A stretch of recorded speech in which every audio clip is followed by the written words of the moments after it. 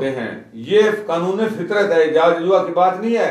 पूरी दुनिया जानती है जब भी किसी को इतना ज्यादा जमीन में दरसा दिया गया है तो वो स्प्रिंग की तरह कौम उभरी है। नेल्सन मंडेला कौन था? आम आदमी था, सोमालिया से आपकी बात मान लें, इसका मतलब तो ये हुआ कि एक नेल्सन मंडेला पैदा होगा, 27 साल जेल में रहेगा, उसके बाद फिर अगली बात सुनो। कोई बात नहीं, हमें कल की आज की फिक्र है। उन्होंने कहा शाम को आटा नहीं, 70 सालों में कुछ तो आप इसीलिए तो मर गए हैं ना।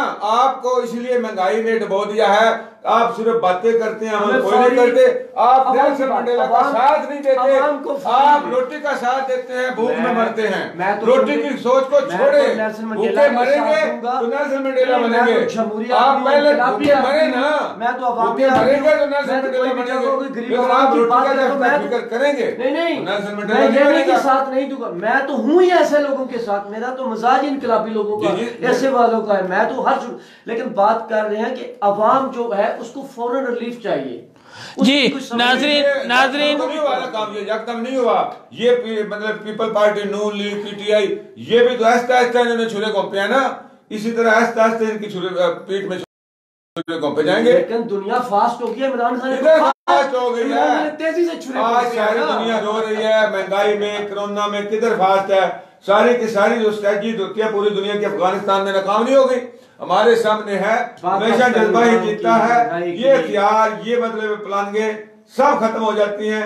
एक जज्बा जो होता है वो इंसान को आगे लेके जाता है। जी नाजरीन, आप देख रहे हैं 94 न्यूज़ और मैं हूं आपका मेज़बान, आपके साथ मलिक रोज़बैर। प्रोग्राम है पावर एंड पुअर और मेरे साथ तशरीफ़ रखते हैं राजा जुल्फ़कार अली और उनके साथ तशरीफ़ रखते हैं ख्वाजा ज़फ़र इकबाल और उनके साथ बैठे हैं किसी तरह के मोहताज नहीं, एजाज अहमद जंजुआ साहब। हम बात कर रहे हैं महंगाई पर और जो इनका नाम है और महंगाई पर और हुकूमत के मौजूदा सूरत हाल है उस पर।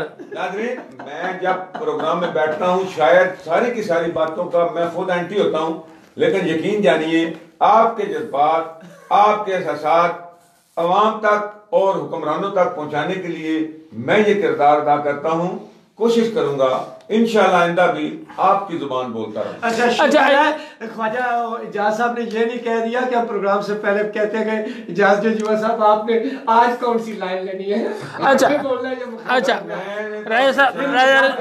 राजा जुल्फ़कार साहब, अवाम की बात दिल से। राजा जुल्फ़कार साहब, जो मंडी भावदीन पूरे जिला में जो गैस का बहरान है, जो सुई गैस फराहम नहीं की जा रही, बहुत ज़्यादा लोड शेडिंग है, ख़वातीन को सुबह 4 बजे 5 बजे उठना पड़ता है सुबह नाश्ता बनाने के लिए और रात के मेरे ख्याल में जाके गैस दोबारा आती है तो लोग जो हैं वो घरों में ख़वातीन जो हैं वो ज़लीलो ख्वार हो गई हैं। लोग जो हैं वो बासी सालन और बासी रोटियां और चाय के लिए भी तंग हैं। कुछ लोग ऐसे भी हैं जो बेचारे जो हैं वो गैस नहीं, गुर्बत की वजह से, यानी कि बहुत ज़्यादा रेशो हमारी जो है, ज़ाहिर बात है रोज़गार नहीं है, महंगाई बहुत ज़्यादा है तो वो उसमें कम अखराजात बचते हैं। कितना अपने एमएनए को मंडी भावदीन को जिम्मेदार समझते हैं? अच्छा देखिए, एक तो मैं ये सिर्फ मंडी भावदीन का मसला नहीं है, गैस वफाकी है और पूरे मुल्क का, ज़ाहिर बात है मंडी भावदीन का एमएनए मंडी भावदीन के लिए उतना ही जिम्मेदार है, इससे भी हम इनकार नहीं कर सकते। बाकी आपने खाना और वो जो अब्बासी कहा, तो आप यकीन करें इस सवाल का भी सदाकत अब्बासी ने ऐसा जवाब देना था ना कि वो लोग मानते ही नहीं ये चीज़ें। पाकिस्तान में जो पिछले मुआहदे हुए थे वो भी शायद महंगे होंगे, जिसपे शेख रशीद और दूसरे कहते थे कतर से, बाकी मुल्कों से गैस से, इन्होंने भाईजान उससे डबल ट्रिपल महंगे किए हैं, फिर गैस मिल भी नहीं रही है। मैंने कहा ना इनके पास सिर्फ प्रोपेगेंडा है, झूठ है, ऐसी ऐसी बात करते हैं जिसका कोई मकसद नहीं होता। जी इजाज अहमद जंजुआ साहब, सुई गैस की लोड शेडिंग पे जल्दी इस पे जो है वो आप राय दें और अपने एमएनए को कितना कसूरवार समझते हैं? जब पाकिस्तान के अवाम के नुमाइंदे हकीकी आएंगे उस वक्त तक ये मसाइल हल नहीं होंगे। देखिए, जो सियासी पार्टियां वो हमेशा अपने ही हम ख्यालों को आगे लाते हैं, जो सरमाया दराना जगीर दराना निज़ाम को प्रमोट करने वाले होते हैं, जो करप्ट होते हैं, जो उनके लिए माल बनाते भी हैं, ऊपर वालों के लिए भी और अपने के लिए भी। जब तक अवाम के हकीकी नुमाइंदे ईमान इक़्तिदार में नहीं आएंगे हमारे हालात बदलने वाले नहीं हैं। इसके लिए पाकिस्तानी अवाम को आवाज उठाना होगी कि कोई भी ऐसा लीडर जिसको वो वोट नहीं देना चाहते, बैलेट पेपर पे ये मोहर लगाई जाए कि जी हमें इन कैंडिडेट्स में से कोई पसंद नहीं है। इंशाअल्लाह अज़ीज़, अगर 2 दफा हुकूमत को इलेक्शन कराने पड़ गए, पार्टियों को दोबारा टिकट देने पड़ गए, तो ये अवामी लोगों को वोट देंगे। अच्छा, ये अपनी साइड से सुई गैस पे आप कुछ कहना चाहिए? गुस्सा जायज है सर, ये इनकलाब की बात, हमारा दिल है इनकलाब आए, लेकिन आपकी सच्ची बात है कौम में अभी शऊर नहीं है। हम पीटीआई, नून, पीपल्स पार्टी चक्रों में फंसे हुए हैं, बिरयानी के चक्रों में फंसे हुए हैं, या प्राडो वाला देख लिया, क्लैशनकोव वाला देख लिया। यानी कि हमारी ये सोच है कि कम वोट उन्होंने दियो जेड़ा को कल काम आ सके। वो सोच है, वो तो अच्छा, नहीं वो आवाम नहीं जाग रही। आपने वकला और जजेस का मामला छोड़ दिया, उस पर कोई कमेंट नहीं दिया, जरा पास करें। मैंने कमेंट दूंगा, क्यों नहीं दूंगा जी जल्दी। मैंने आपको पहले तो कौमी मसला बैन अल-अक़वामी बता दिया था आपका, इसका पीछे चक्कर क्या, और मुझे पता है अगले चंद हफ्तों में जो कुछ होने वाला है। मंडी बहुद्दीन की बात कर दें। मंडी बहुद्दीन की आवाम को अच्छा लगा है। क्या अच्छा लगा, जरा खुल के बात करें, डरते हैं किससे? करता हूं, लेकिन आपको पता है मैं डिस्ट्रिक्ट पे बात कम करता हूँ, कौमी सियासत बात करूँ। लेकिन वो जाहिद साहब का जो पहला मसला था, जो उन्होंने डीपीओ वगैरह एसी को गिरफ्तार किया, तो हमने, क्योंकि गुस्सा है ना लोगों में, तो अवाम को अच्छा लगा। लेकिन ये भी हकीकत है अगले दिन वो हाई कोर्ट से बाहर आ गए। अच्छा, वकीलों ने जाकर अपना कुछ जो है वो भी दिखलाया। देखिए एक मिनट, अफसोस है वही बात, हम तो अवाम सोए हुए हैं, ये कहाँ जागे हुए? वकील एक पढ़ा लिखा आदमी होता है, जज एक पढ़ा लिखा होता है, या वो ब्यूरोक्रेट जिले के, वो ये काम करते हैं। ये तो हम अनपढ़ों को, जाहिलों को करने चाहिए। यार ये बदमाश है, वकील नहीं है, बदमाश है। जी एजाज अहमद जंजुआ साहब, बात करना चाहता हूं, मेरी एक तजवीज़ है। ये ना करें ना, पता क्या, ये 94 छोटा सा इदारा है, खुदा न खास्ता ऐसी तोहिन अदालत के लफ्ज़ हमारे मुंह से निकल जाए तो ये इदारा बंद हो जाएगा। अदालत को नहीं, वकीलों को अच्छा ना साहब,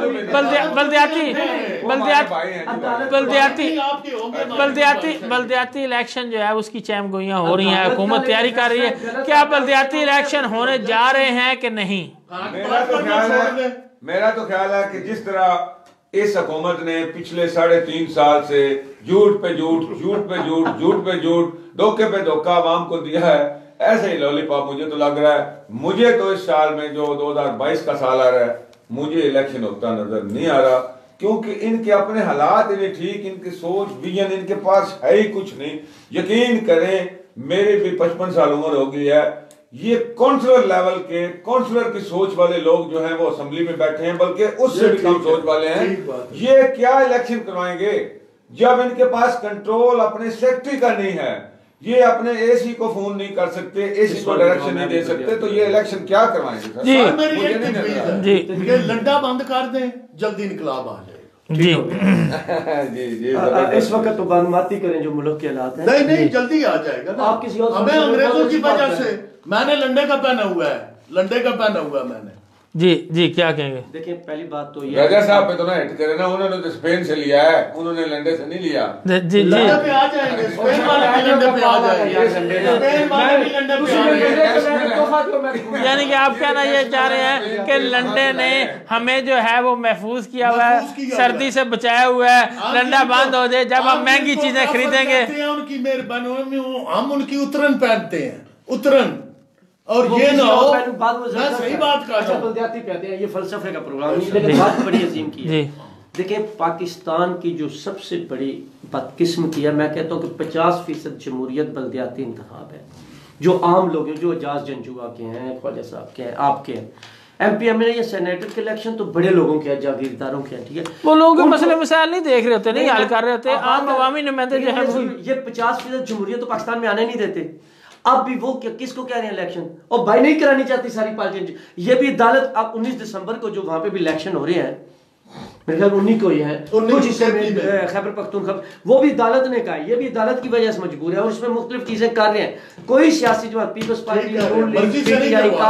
कोई भी नहीं बल्दियाती इलेक्शन करवाना चाहते, क्योंकि MNA MPA नीचे नालियों के गलियों के इख्तियार से पास करना चाहते हैं। इशार शुआ ने कहा वो काउंसलर है, और सर जेल काउंसलर वाले हैं ना ये MP MNA की में। तो ठीक जुआ साहब ने बात की, अपने कमीशन के पास क्रेडिबिलिटी है। सारी बात आप देखें ना, एक MP MNA उसके नीचे लाखों लोग हैं, वो किस तरह उनको मतलब है वो हैंडल कर सकता है। अगर कोई मतलब है नाज़म चेयरमैन बन जाए, कुछ गलियां कुछ मोहल्लों में वो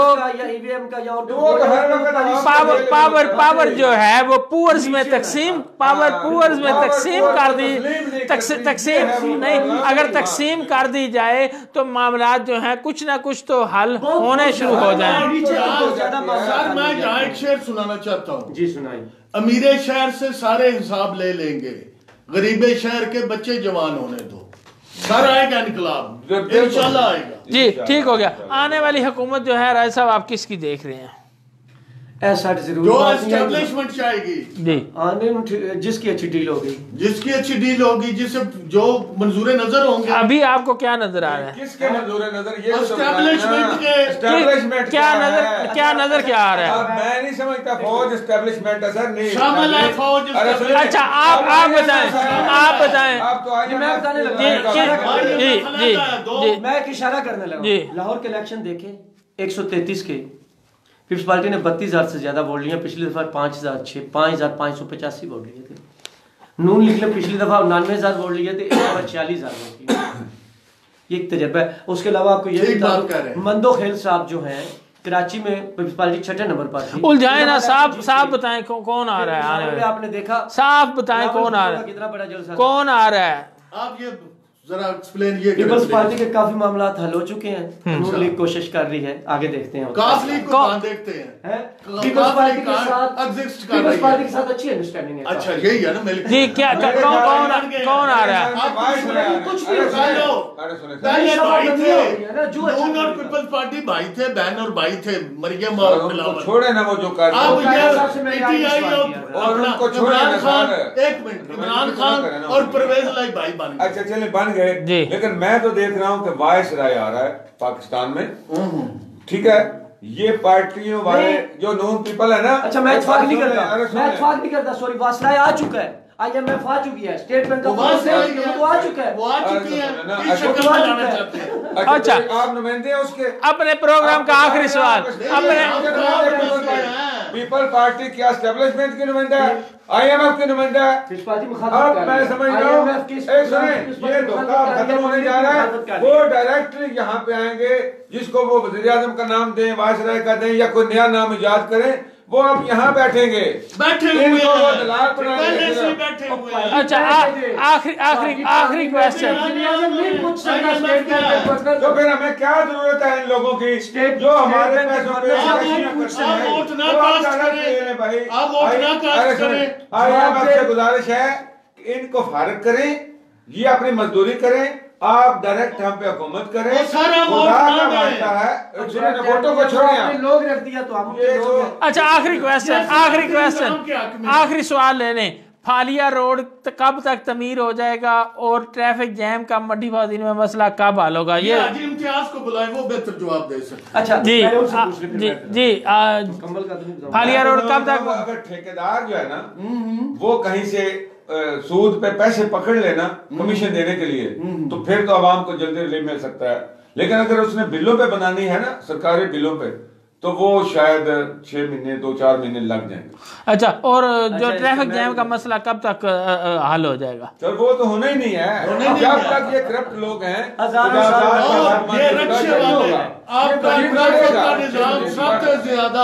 सबसे ज्यादा रिक्शा वालों ने खराब किया हुआ है। ये सब डिस्ट्रिक्ट है, वार्डन नहीं है, इशारे नहीं है सर। फालिया रोड कब तक मुकम्मल हो जाएगा और ये ट्रैफिक जैम का मसला कब हल होगा? मलिक साहब, सबसे पहले तो ये बात है कि अच्छी बात है रोड बनना, लेकिन आप देखें ये 1-2 महीने का काम था। MNA लगता है ऐसा समझ रहे हैं या चाह रहे हैं कि आने वाले इलेक्शन के लिए आस्ता आस्ता काम हो, लोग समझे मैं काम करा रहा हूँ। ये रोड तो फिर भी तकरीबन ठीक था, वो खरला वाला मोंग वाला जो रोड है जितना खराब है तो ठीक था रोड, जिस जगह काम करना है वहां पे काम नहीं करते हैं। और फिर इन्होंने झूठ बोला, सर झूठ कहते हैं जी, MNA हमारे 6 अरब का मंडी बहाउद्दीन से लेकर और भाई रसूल से आगे इनका हल्का खत्म हो जाता है, जिला खत्म हो जाता है, फिर वो CPAC है, वो NLC के पास थे क्या दूसरे। और मुझे उम्मीद है अच्छा वो जो गैर है ना हमारी निस्बत, उनकी क्वालिटी अच्छी होगी। रऊफ साहब आपने बिहारी कॉलोनी वाला रोड देखा हुआ है, 10-15 साल से वहाँ पानी खड़ा हो जाता है। जी बिल्कुल, रोड खराब है, कोई रोड। अच्छा एक बात और, सॉरी एक बात और, मैं रात को एक जगह नवाज शरीफ गर्ल्स कॉलेज से थोड़ा सा पहले तो म्युनिसिपल कमेटी वाले एक बात मैं करना चाहता हूँ, रेंजर कॉलोनी की तरफ पुरानी पिंडी से मुड़ते हैं ना, वहाँ पे एक पुली है, उसके दरमियान में इतना बड़ा गड़ा है, तमाम सरकारी अफसर वहाँ पे रहते हैं, जिले के अफसर रहते हैं, एक आदमी भी चाहे इतना खर्चा नहीं है, वहाँ पे गाड़ियां गिर सकती हैं। वो गड़ा है, पुली नहीं, 1 साल हो गया है, उसके दरमियान इतना बड़ा गहरा गड़ा है यार। सूफीपुरी वाली नहर में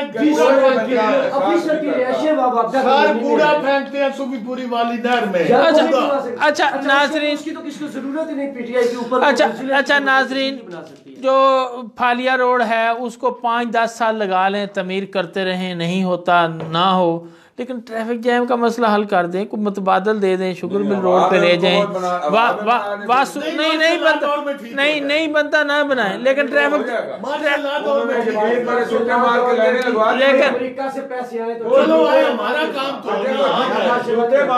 लाइनें लगवानी है तो काम तो होना। अच्छा तो जब मार्शल थी तो यही नहीं थे, जितने भी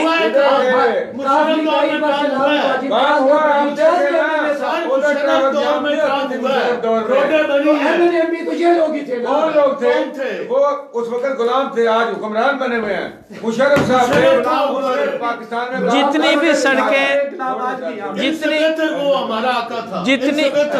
जितनी भी सड़कें जो शुरू हुई वो सारी जाके देख लें, अभी ज़ेरे तमीर हैं, थोड़े थोड़े टुकड़े बना दिए गए, अभी ऐसे की ऐसे सब पे तमीर का काम शुरू है और कब तक शुरू रहेगा। लेकिन ट्रैफिक जैम का मसला हल कर दें। हुकूमत कोई भी आए, आपको और मुझे कोई गर्ज नहीं होनी, आपको और मुझे जो है अपने मतलब है वो चूल्हे से गर्ज होनी है। और इन्होंने मुल्क को लूटना ही है, किसी ने भी बेहतरी करनी नहीं है। तब्दीली का वादा किया गया था, 1% भी तब्दीली हुई नहीं। करप्शन खत्म करने का वादा किया गया था, आपके भी सामने है, मेरे भी सामने है कि कहीं पे भी जो है वो बिना फीस दिए काम जो है वो होते नहीं है। चाहता हूँ किसी भूखे को चांद दिखाया एक बंदे ने, आप जैसे ने, उसने कहा ये क्या है, उसने रोटी की तरह, सर रोटी इतनी है मैं जी बिल्कुल इसी तरह आप कह रहे हैं। और जो लोड शेडिंग गैस की है वो ख़वातीन आप जो हैं घरों में हर एक कोई पता है कितना ज़लीलो ख्वार हो रहे हैं सब जो है। और था सागर सिद्दीकी को गवर्नर हाउस में लाहौर में, उसने कहा मुझे कोई तजवीज़ दो, अगर रोटी महंगी ना करना। और रोटी भी महंगी है, नान भी महंगा है, आटा भी महंगा हो गया है। अच्छा, और गैस जो है मौजूद नहीं है। बल्दियाती इलेक्शन हो ना हो, अवाम को इससे गरज कोई नहीं है। अगर होगा भी तो जो हुकूमत है वो कोशिश करेगी कि हमारे ही जो है वो जाते जाते हम करवा जाएं, जैसे दूसरी हुकूमतें करती हैं, ताकि वो लोग जो कामयाब हों वो हमें आने वाली हुकूमत में सपोर्ट करें। और बच्चों की छुट्टियां जो हैं वो सर्दी बढ़ रही है, होनी चाहिए। वकला जजेस का मामले पर दुआ गो हैं, हल हो जाए। और इलेक्ट्रॉनिक मशीन और ओवरसीज को जो बोर्ड का हक मिला है, ये इलेक्ट्रॉनिक मशीन मुतमिन करना चाहिए।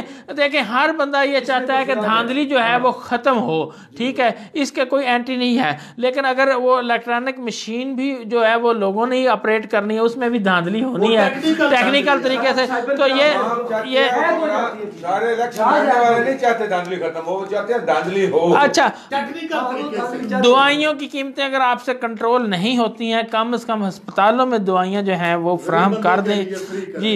डॉलर जो महंगा होता है तो हर चीज़ ही महंगी हो जाती है, तो इस पे भी कंट्रोल होना चाहिए। बिजली जो है ये आपने आम से आम जो बंदा है ना उस पे बोझ डाल दिया है, जो मतलब है जिसकी कोई 1 रुपया भी इनकम नहीं है ना, उसने बिजली का बिल तो जरूर देना ही देना है। तो अजाफी टैक्सेस का बोझ अलग है, वो फ्यूल एडजस्टमेंट का बोझ अलग है। और घी हर बंदे ने, आम बंदे ने भी इस्तेमाल करना है। घी का रेट जो है वो खुदारा कम करें। और पेट्रोल की जो कीमत है जितने भी जो ऑयल हैं हमारे, डीजल है, वो केरोसिन ऑयल है या मोबिल ऑयल है, हर चीज़ की कीमतें आसमान पर पहुंच चुकी हैं। तो इससे भी किरायों में इजाफा होता है, तो जब किराए बढ़ते हैं तो हर चीज़ ऑटोमेटिकली महंगी हो जाती है। लेकिन इसका मतलब जो मुझे समझ रही है, आप पीटीआई की हुकूमत को सिर्फ इतना कह रहे हैं मुझे चांद ला कर दो, ये थोड़ा सा जो मैं एंड करने जा रहा हूँ उसको अगर आप सुन लेते तो ये आपको बात ना कहनी पड़ती। अच्छा, आटा आपने महंगा कर लिया, ठीक है, महंगा हो गया। अच्छा, यूटिलिटी स्टोर पे 260 का आपने घी किया, नहीं मिलता ना मिले, ठीक है। अच्छा, आटा जो है वहाँ पे 950 का थैला 20 किलो का किया, नहीं मिलता ना मिले। खुदारा मार्केट में तो आटा दे दें, जो 1100 की आपने 20 किलो का थैला रखा हुआ है वो नाकस ही दें, मंजूर है, लेकिन दें तो सही, वाफर मकदार में फराहम तो करें। पावर एंड पुअर में आखिर में बात रोटी पे खत्म करते हैं, रोटी पे खत्म करते हैं, आटे पे खत्म करते हैं। कम से कम आवाम को आटा तो दे दें। तो इसी के साथ 94 से प्रोग्राम पावर एंड पुअर से मलिक रऊफ ज़ुबैर को, राजा जुल्फ़कार अली को और ख्वाजा जफर इकबाल को और इजाज़ अहमद जंजुआ साहब को इजाज़त दें। तारीफ का मुताज नहीं जी, इंशाल्लाह आप सभी लोग आप सभी लोग किसी तारीफ के मोहताज नहीं। इंशाल्लाह किसी अगले मसले के साथ दोबारा हाजिर होंगे। नीचे बताइएगा, लिखिएगा आपको हमारा प्रोग्राम कैसा लगा। अल्लाह निगहबान।